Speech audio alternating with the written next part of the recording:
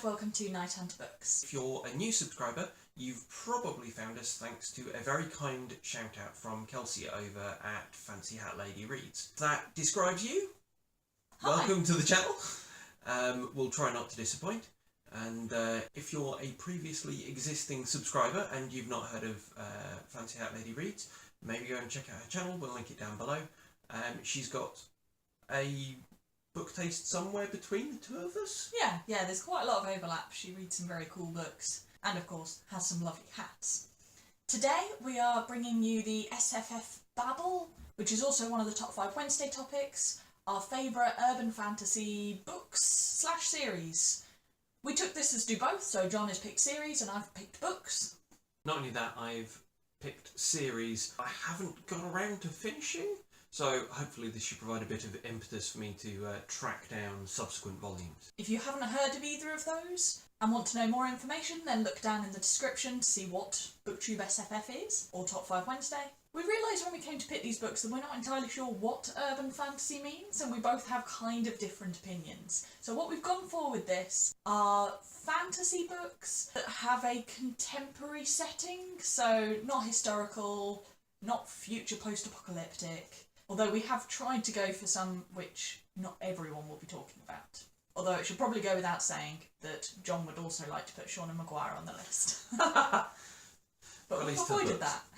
My first is Blackbird by Chuck Wendig. This is probably towards the noir end of urban fantasy and a bit light on sort of ritualised hidden magic or magic beasties. Miriam Black has a power. When she touches you, she knows how you'll die. She's the only person she's ever run into with any sort of magical power. The problem is she experiences you dying.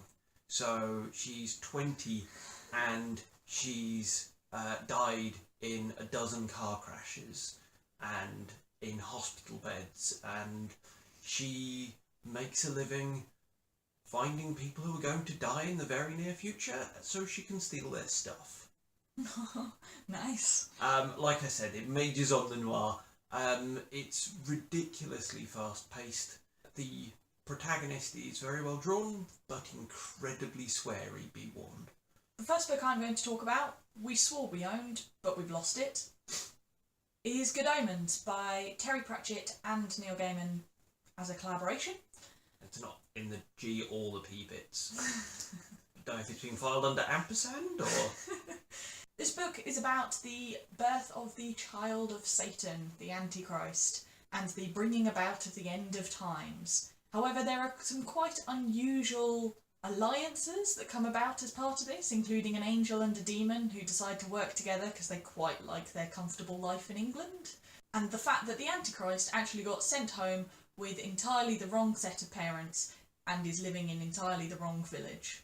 This was just all sorts of fun. It's just one of those books that the moment I finished it, I was like, I want to read that again.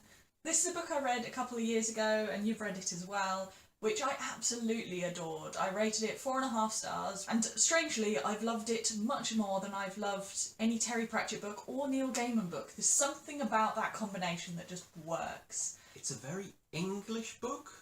There's a lot in there about Englishness. Is probably rural fantasy, but I don't think there is a Top 5 Wednesday for favourite rural fantasy, so we've shoehorned I'm not sure in. there's 5 of them either. I'm sure there's more than we think there are. True. So my next book is actually 2 series by the same author. A Madness of Angels, A Glass God, both by Griffin, which is the same person as Claire North, who's recently had a lot of success with some literary novels with fantastical elements. The first 15 Lives of Harry August and Touch represent 2 different series.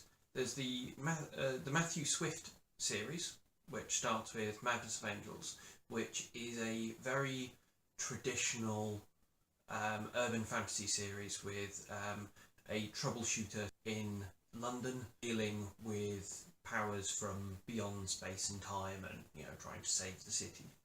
And you have a series called Magicals Anonymous, which is much more a comedy series in sort of the line of something like a Pratchett novel. So there's some peril there and there's plenty of plot, but there's plenty of jokes along the way. The thing I like is that they're set in the same London. So, trying to stretch a setting and tell many different stories in the same city, I quite like. My next one is a little bit of a cheat because I'm not sure it's necessarily more than 50% an urban fantasy novel. It's All the Birds in the Sky by Charlie Jane Anders. This follows two main protagonists who I'd say are living in different genres. One in an urban fantasy setting where she's a witch and she goes to a school for witches, and her best friend who is an inventor who is very much living in a kind of science fictional setting, both on Earth, both around our time. And both at the same time. I really loved this book for how it combined the two, but I did feel that also both of the characters were really strong and very distinctive. I rated this 4.25 when I read it a couple of years ago, and I think it was a debut novel. Yeah. My next and final is Unwritten, a graphic novel series by Mike Carey and P. Gross. A story about stories. The lead character is the child of a famous author. Imagine J.K. Rowling had disappeared at the height of her fame, leaving behind her son Harry to deal with the fame and the money. And to audition for the part of playing himself in the film and lose the role. Oh no! As the book opens, we start to suspect that maybe there's more to this fantasy series than meets the eye, and the lines drawn between the real and the fictional start blurring. So those are our top 5 urban fantasy novels, series, authors. That we've not spoken about a lot already. Yeah, let us know down below what your favourite urban fantasy books are, or if you've made one of these videos, then feel free to link it. Thank you for watching. We'll see you again soon.